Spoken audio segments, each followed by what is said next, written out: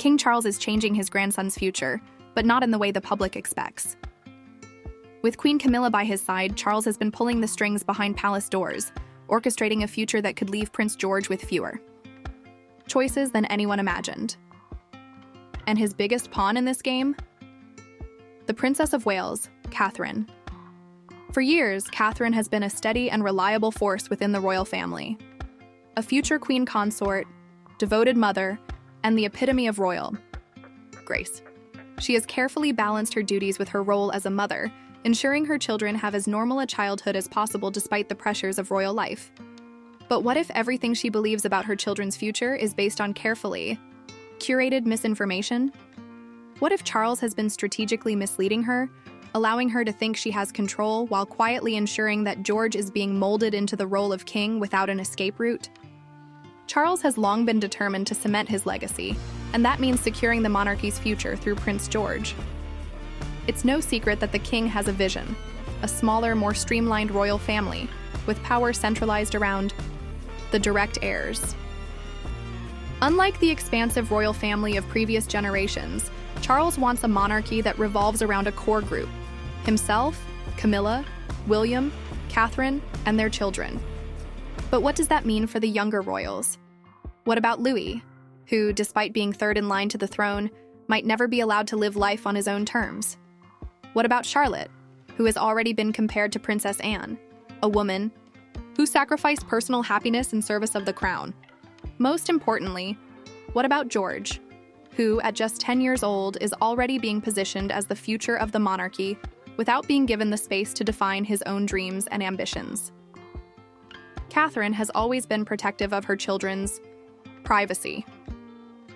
She and William have fought to give George, Charlotte, and Louis as normal a childhood as possible, shielding them from the relentless pressures that defined William's early years.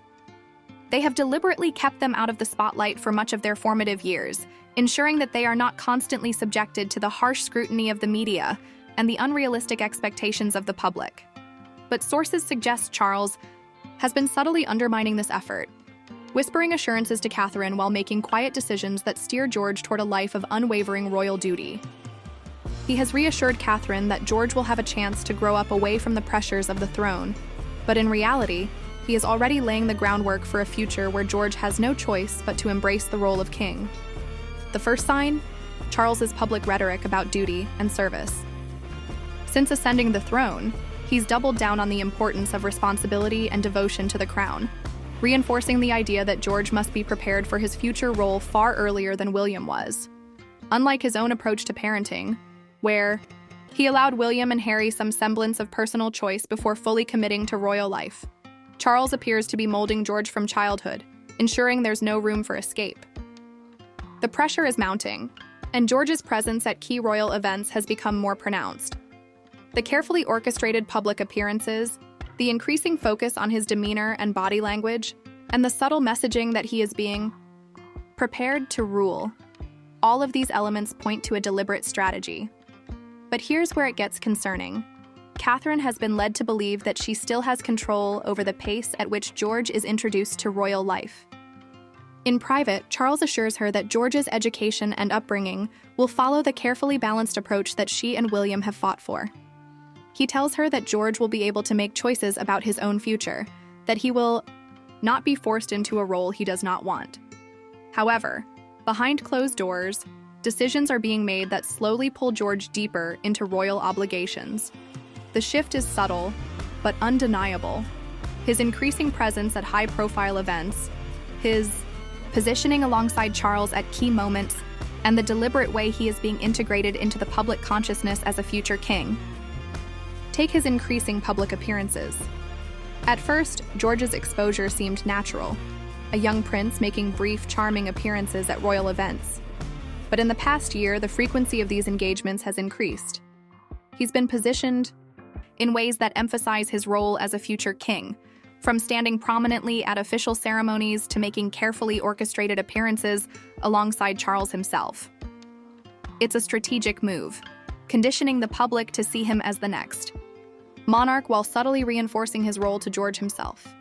The more he is seen fulfilling royal duties, the harder it will be for him to imagine a future outside of the institution. Catherine, trusting Charles's assurances, may not fully realize how deeply this conditioning is already setting in. While she believes she's maintaining the balance, the palace machinery is operating behind the scenes to accelerate George's transition into a figure of duty rather than a child exploring his own future. The question is, how long can she remain unaware? And when she finally realizes what is happening, will she have the power to intervene? Or will it be too late to reverse course? And then there's the matter of Queen Camilla. She has become one of Charles's most influential advisors, and she shares his commitment to securing the monarchy's future. Camilla's influence in palace affairs has grown significantly since Charles took the throne, and sources suggest she plays a key role in reinforcing George's path. While Catherine is led to believe she has final say over George's exposure, Camilla is working to ensure that Charles's plans stay on track. She has positioned herself as a supportive step-grandmother, but behind the scenes, she is one of the key architects of this strategy.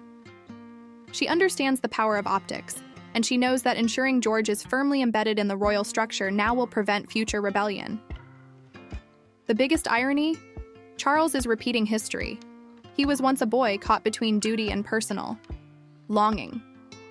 He watched his mother, Queen Elizabeth II, place the monarchy above all else, and he grew up under the shadow of an unyielding institution. Now, rather than allowing George the choices he once wished he had, Charles is ensuring that his grandson has none. He is, perhaps unintentionally, doing to George what was done to him, removing any sense of personal freedom in the name of duty. Catherine may still believe she has time to shape George's future. She may trust Charles's words, believing that his support means she retains control. But as the months go by and George becomes further enmeshed in the public's perception of duty, the reality will become clear. The question is, when Catherine finally realizes the truth, will she be able to change the course of her son's future? Or will it be too late? The monarchy thrives on continuity, but history has shown that the greatest dangers come from within. If Charles continues down this path, he may secure his legacy, but at what cost? And more importantly, how long will Catherine remain unaware of the truth? One thing is certain. If Catherine does not act soon, she risks losing control over George's future entirely. She may have been misled, but the time will come when she can no longer ignore the truth. The question is, when that moment arrives, what will she do? And will it be enough to change George's fate?